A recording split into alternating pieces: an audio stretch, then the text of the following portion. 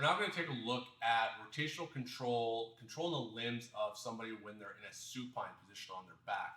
Now, this isn't something that I recommend for somebody who is by themselves necessarily. Once again, understanding the concepts is definitely going to help just all your techniques overall. This is especially important when we have partners trying to figure out how they're going to move in and help their partner control somebody in tandem. So, Kevin is on his back.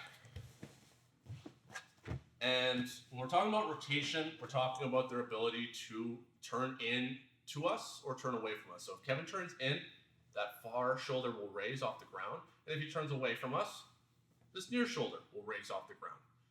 What we want to be able to do is think of our client like a box with 4 sticks and a computer on top. This box is a rectangle, my 2 hips and my 2 shoulders, and I need to be able to control these corners to be able to control the rotation of the person. Now, the sticks, these levers that protrude out the sides, it's going to be excellent to have a mechanical advantage to be able to have that control. So think of it like this way. This is something that you can just play with your partner here just to kind of understand these concepts. If I pin, imagine a stake being driven through your partner's shoulder into the ground here, and I pin Kevin's shoulder. If he tries to turn away from me right now, he can't, because he can't lift that shoulder. However, he could just turn into me. So if my partner and I were on either side, we could pin the shoulders down like this and understand that we will control the rotation for that person to be able to turn either direction.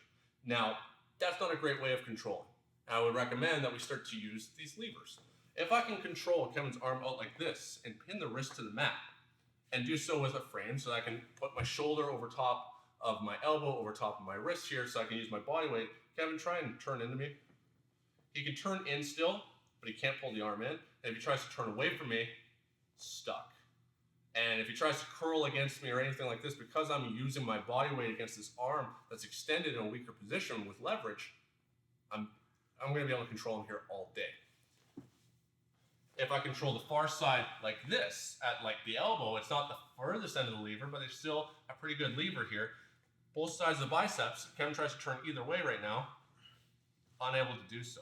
So when I'm here in side control, I can certainly look to, like if I felt like I needed to start creating some space between the client and myself because they're starting to win certain battles or they're really trying to bite me and I feel like I'm at risk, I can bring myself to my knees, bring this underhook back, and with a thumb post, block that bicep to the side here, and I'm still gonna have my right knee up tight to his hip here, and I just gotta make sure I'm checking this arm. I could even pin this arm, that if Kevin tries to turn and sit up into me or anything like that, I can be quite strong from here still, keeping my hip connected to his. This arm can also be pinned into the body.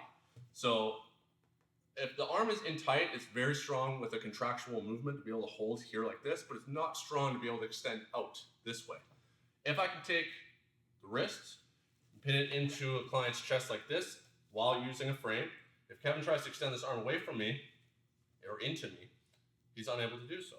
And so pay attention to like getting this 2-on-1 control with the double C clamps here on the wrist, and rather than controlling somebody out like this and trying to hold on to this arm, where now if Kevin starts fighting against me, it's very strong, very tiring, even though it's my 2 arms versus 1 arm. Someone might be bigger and stronger than me too to that point where I can't resist it.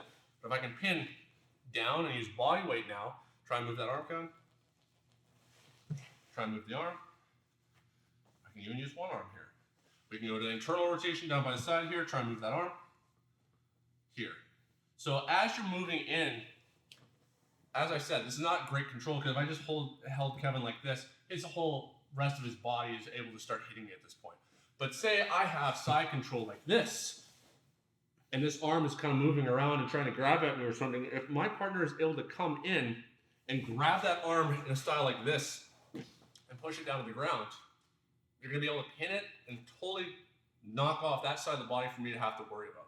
And then I would be able to, with this arm pinned out here, be able to start backing away to control up at this wrist. Because this arm is probably going to be inside the space between my armpit, in between my elbow and my knee. And I can start looking at closing my elbow, keeping it tight to my body, so try and wiggle that arm out, Kevin.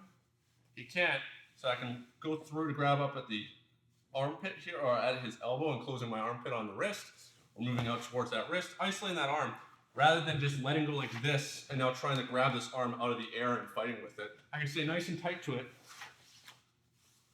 and trap it. And we could have both arms pinned to the ground like this, and the person's not going to be able to move. And we'd be able to start looking at ways to take this arm, bring it across the body, moving them into gift wraps.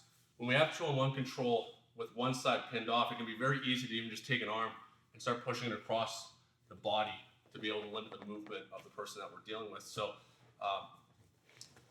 it's not technique on its own. It's not just a technique that you can really employ by yourself, but it's just understanding that it's like, hey, levers and using body weight to be able to pin down to the ground or to themselves is going to stop them from being able to hit, scratch, do anything to meaningfully fight back against us. And once again, then we can take that time to talk with that person because we're not expending very much energy.